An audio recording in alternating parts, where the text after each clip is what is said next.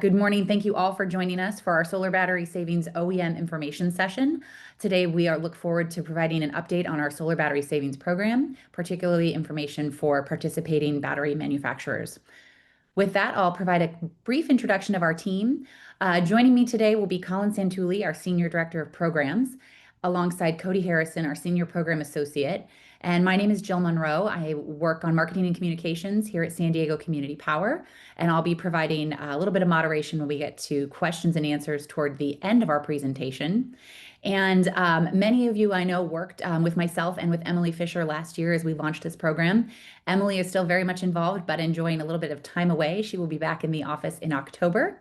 But with that, I will turn things over to Colin to get started. Thank you so much for joining us. Colin, take it away. Thank you, Jill. Welcome, everyone. It's good to see a lot of familiar organizations and even names in the attendee list. So thank you for joining us. Today, we are going to cover the following agenda, pretty brief overview of San Diego Community Power for those who aren't familiar. We'll talk about our pilot last summer and what we accomplished, as well as the program that we're getting ready to launch. At which point I'll hand it over to my colleague Cody, and we'll get more in the weeds on OEM requirements and DERMS integration and whatnot. And then we'll wrap up with next steps and resources for you all. Slide. All right. So for those of you who aren't familiar, Community Power is a not-for-profit public agency. We buy the power and we work with our transmission and distribution partner, SDG&E, to deliver that to our customers. And those customers are almost 1 million customer accounts in 7 member agencies. And those are the 6 cities you see there on the western side of the county and the entire unincorporated county, which makes up the majority of the eastern portion of the San Diego County. Next slide. Then now, just spending a minute going into the pilot, lessons learned, and then also the program. So the 2024 pilot, which I believe the majority of you were involved with, or at least were aware of. There's a couple new folks on. We're happy to have you. So talking about the pilot for just one second. Really, we launched this pilot to help transition the industry from NEM to NBT. We were well aware. We heard a lot about it from our customers and the small businesses in our territory, that how challenging that transition was going to be. And so we put together a pilot to help hopefully transition solar installers to become solar plus storage installers. And you all are well aware of the attachment rate, not just in our territory, but statewide, has really gone through the roof. And so we were happy to have been able to support that. We provide those incentives to our customers and to the industry. And in return, obviously, as a public agency using ratepayer funds, we need to get something in return. And that comes in the form of capacity. So use a portion of the participant's battery on a daily basis. And so we look at it as a win-win, and the pilot, and our board was really happy with the pilot. We were really happy all around. A lot of lessons learned, but our board was very supportive of the results. Next slide. So speaking of those results, we distributed about $10 million in incentives, a little bit over, during the approximately 8-month period that the pilot was open last summer and fall. Those incentives went to about 1,600 participants. They had roughly 2,200 batteries in the program, so a little more than one battery per participant on average. And that equaled an average of $6,800 for each incentive, or for the average incentive level. So not an insignificant amount. And in return, we have access to this 13 megawatt hours of enrolled capacity for the next 5 years from those 1,600 participants. I mentioned supporting the industry. We have 50 installers who participated in the program. We're really happy to see that level of participation. There's 14 OEMs who were registered and approved for the program, roughly 45 approved products. About half of those OEMs ended up actually having batteries enrolled in the program. Like I mentioned, that our board was really happy with the pilot, and got a lot of, as elected officials and our board members, they heard a lot of positive feedback from their constituents, and we heard positive feedback from industry. So we're in June, we were really happy that the board approved transitioning the pilot into a full program. So part of our 5-year kind of planning process. They approved roughly $60 million for incentives for a multi-year program that we're getting ready to kickstart here in the next month. So we learned a lot during that pilot, and it's just a couple bullet points here. Really, it came down to, as you all know, that all the OEMs are different, their batteries are different, and we really, during the pilot phase, we kind of took a all-hands approach from staff and from the OEM's time, and but it really did take a lot of time to make sure that we were getting the quarterly performance reports, getting access to the data that we need to help our customers meet that performance requirement that's needed for them to get their performance incentive. So really that need to normalize and standardize battery operations was probably one of our biggest takeaways. And we think we've addressed that with the virtual peaker integration requirement that that Cody's going to talk a lot more about here in the coming slides. Next slide. So for our 2025 program that I talked about, I'm just going to focus on the green bold text here. The majority of the program goals are staying the same. So I'll just highlight the green ones, which are the slight changes. Starting at the top, we do have for the program an emphasis on new systems. Existing solar systems that attach a battery, those are still eligible, but we provide a slightly higher incentive to a new solar and storage system. We want to grow the pie here. We want to see more of our customers get the benefits of solar and storage, and so we have this additional emphasis on new systems. We still have a focus on directing our incentive dollars, or 50% of our incentive dollars, to communities that have been underserved by the solar storage market in general. And that's the same goal that we had for the pilot. We came very close to that goal. We're very proud of. We've got a little bit more granular in the goals here, with 40% going to certain geographical areas identified as communities of concern, and then 10% specifically to care fair customers. Those are not set asides; those are goals. And like I said, we came very close to that goal in the pilot. We're going to be working hard to reach that for the program again. And then lastly, the kind of one goal that wasn't called out in the pilot is we're explicitly looking to try to deliver bill savings for our program participants. We've got performance data from the pilot, mostly from the first 2 quarters, covered the winter. Obviously, the winter months are not going to be as favorable. But in the second quarter, we're starting to see more of this positive bill savings, and we are encouraged for once we kind of roll into the summer and we launch the full program. So again, kind of with this slide, focusing on the green bold there, the program requirements are not changing effectively. I still got to be a community power customer, system has to be interconnected, et cetera. The biggest difference here is that the integration with our terms provider, virtual peaker, that I mentioned. Next slide. So at a high level here, I'm not going to go line by line, but this is the program kind of incentive structure. I mentioned that slightly higher incentive for new systems. That 350 kWh for a new system for market rate customers, and 500 for non-market rate customers. Those of you who are familiar with the program or the pilot last summer, you'll recognize those haven't changed. We're not lowering the incentive from where we were last summer for those types of projects. For existing systems where they're attaching batteries, those are slightly lower incentives. The performance incentive stays the same at 10 cents per kWh. We're looking to do daily dispatches, and very importantly, the customers are enrolling 50% of the battery's nameplate usable capacity. The incentive is based off of that nameplate usable capacity. And then lastly, I'll touch on we do have an unenrollment clause, and like I mentioned, we're using ratepayer dollars. We're a public agency, so we're providing this incentive up front, and in return is a 5-year commitment to keep the battery enrolled and deliver that capacity that as part of the program requirements.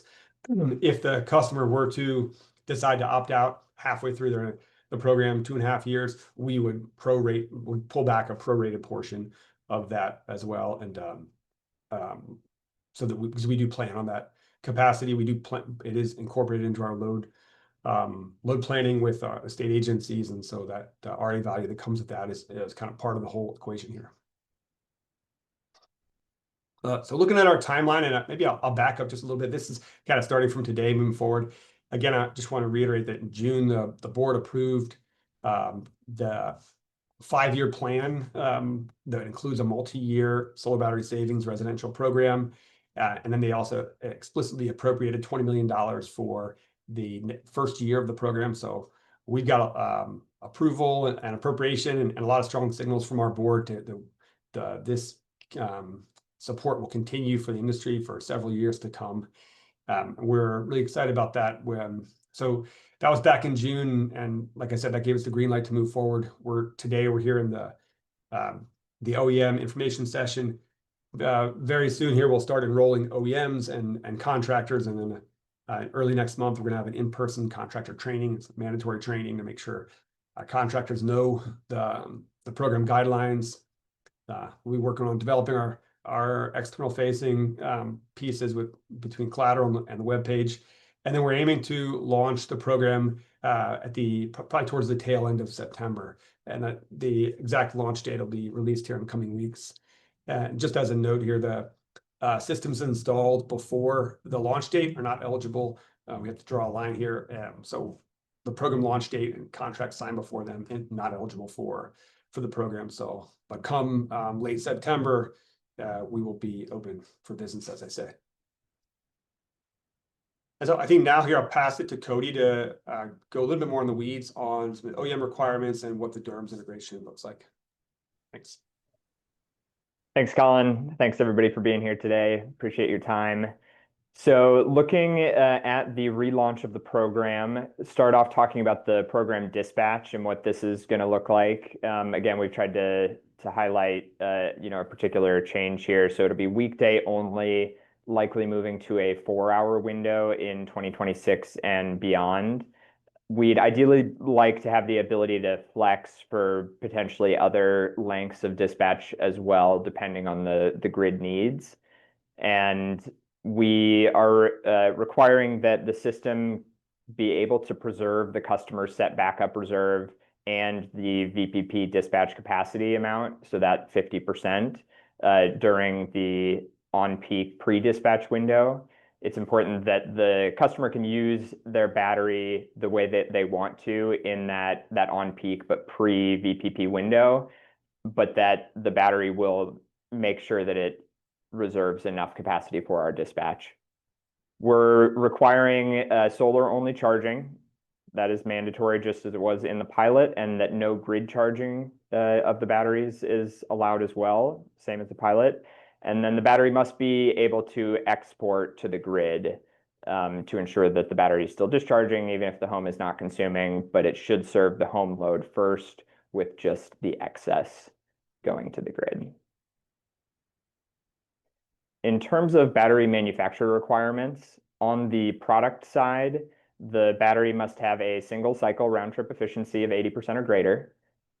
The certifications we're requiring are UL 1973 and 9540, and then the inverters are going to need to have UL 1741, including supplement B, and a minimum 10-year product warranty. Programmatically, we need any participating OEMs to be able to operationalize the program dispatch that I talked about on the previous slide. The battery performance data will be shared with our DERMS platform, Virtual Peaker, and we're hoping that that process will be a lot easier for participating OEMs. It was in the pilot a fairly significant lift in some cases to generate and share that data and make sure that was structured correctly. Of course, we have a battery manufacturer agreement that everybody will need to sign, and battery product applications for each battery product that the OEMs would like to participate in the program. And then we're requiring that the OEMs, and this is in the agreement, be able to operationalize support for the full 5-year customer term. So this is a shared commitment to the customers we enroll, and the updated battery manufacturer agreement includes language to ensure that the commitment is honored for the full term. And this is to protect the customer's investment and the overall integrity of the program. Briefly, some of the changes in the agreement that relate to this aspect outline a standard process for what happens if an OEM can no longer support the required DERMS integration. It includes a 30-day cure period to fix any issues and a clear prorated clawback of the upfront incentive if a resolution can't be reached.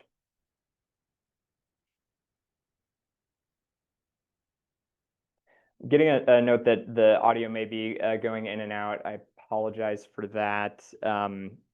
Hoping most people can hear me. If not, I can try to let me just unplug my headphones.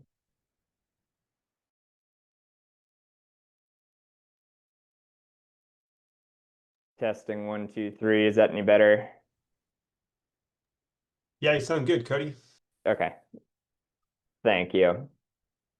So getting into a little bit more detail on the DERMS integration, we have selected Virtual Peaker as our DERMS platform going forward, and we're hoping this will provide a number of benefits to really everyone involved, the participants, us, and the OEMs. This will eliminate manual dispatching and really improve the quarterly performance reporting, allowing us to scale participation with a lot less effort on everybody's part is the hope. Enhance the customer experience, create more automation, reduce customer confusion, hopefully reduce support calls that participating OEMs need to field. And we hope that it'll be a benefit to OEMs in integrating with Virtual Peaker. They are participating in other programs throughout the country, and we hope that integration with them will allow participating OEMs to access other grid service programs in other areas. Getting integrated with them, briefly, the process includes developing agreements, technical scoping, getting integrated with their API, and then testing and validation process. For OEMs, there is some responsibility on your end for that integration. The Gravity Connect API typically costs around $20,000 and oftentimes has approximately a 12-month timeline. If a custom integration is required, this potentially can have higher costs and longer timelines. Okay, getting into a little bit more detail on the process here to get involved in the program. So to enroll in the community power side of things, we'll be providing you our program manual, fill out our enrollment form and sign the battery manufacturer agreement, and then submit battery product applications for all desired battery models that you would like to be eligible for participants to utilize. After you've done this, we'll communicate with OEMs after we've reviewed those materials. And the other big piece of this is the Virtual Peaker integration. So completing those contractual documents and scoping, developing the integration with their APIs to allow for control of the batteries and to get the telemetry data. We are planning to utilize a contractor-led direct install enrollment flow for these batteries.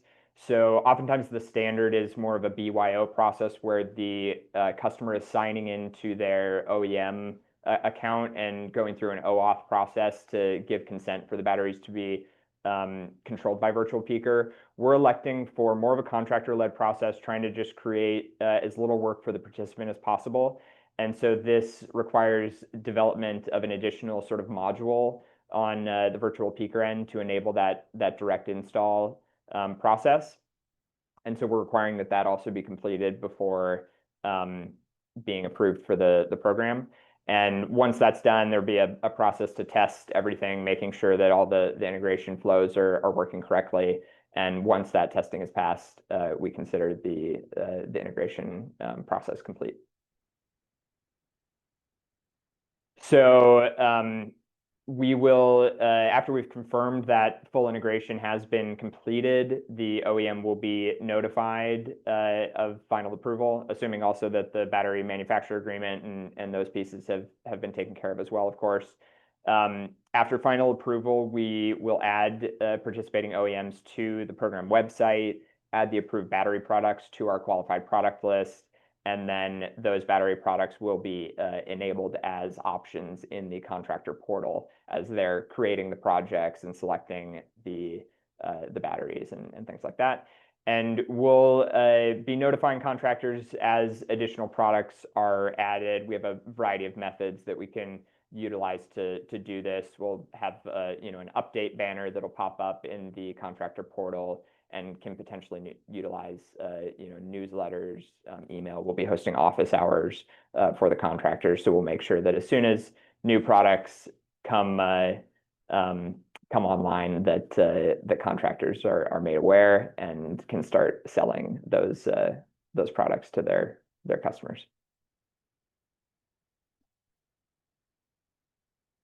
For program marketing, went over a little of this before, but the ways that we'll be sort of promoting products, so to speak, we'll have this qualified products list, featured on the program website, so that'll be publicly accessible. We'll actively train and engage with our solar and storage installers and educate them on the program benefits and the equipment that's available as an option under the program.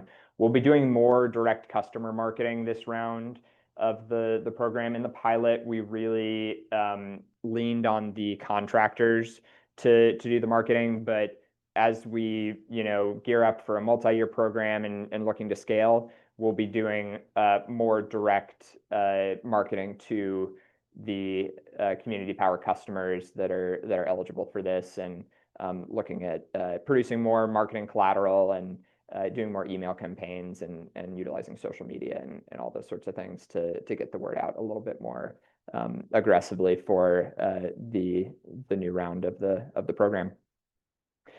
Some resources that we'll be providing to you all. We'll have the program manual that goes over all the details of the program. We're developing an OEM enrollment process document that just gets into a little bit more detail on some of the things that we mentioned here today. The virtual peaker Gravity Connect API documentation we can share with you, and we have an integration guide and onboarding info that Virtual Peaker has provided to you all. And we can also facilitate introductions to Virtual Peaker for any that have not had conversations with them in the past and would like an introduction. And got some contact info there. So that's our team email address first, and then the website for the program as well for your reference. So yeah, now we'd love to open it up to some questions. We'll do our best to answer those.